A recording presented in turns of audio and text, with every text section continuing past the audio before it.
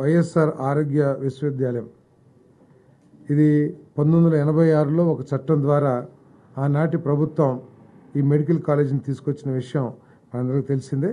98లో అప్పుడు చట్టాన్ని సవరణ చేసి ఎన్టీఆర్ యూనివర్సిటీగా పెట్టడం, తర్వాత ఆయన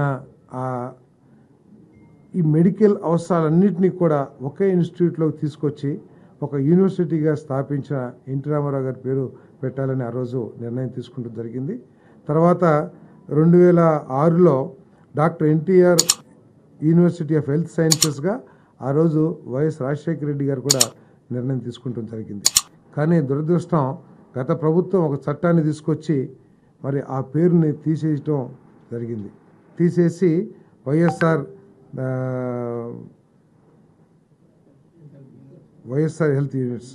హెల్త్ యూనివర్సిటీగా పెట్టారు.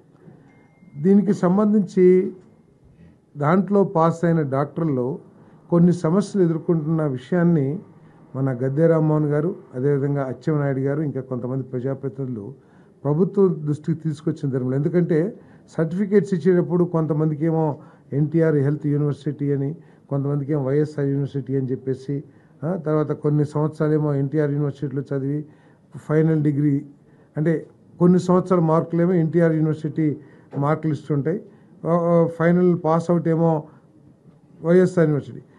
ఇవన్నీ కూడా సమస్యలు ఎదుర్కొంటున్నారనే ఉద్దేశంతో మరి తిరిగి ఆ యూనివర్సిటీకి డాక్టర్ ఎన్టీఆర్ యూనివర్సిటీగా పేరు పెట్టాలని చెప్పేసి మరి నిర్ణయం తీసుకుందని చెప్పేసి కూడా మనం చేస్తా ఉన్నాను.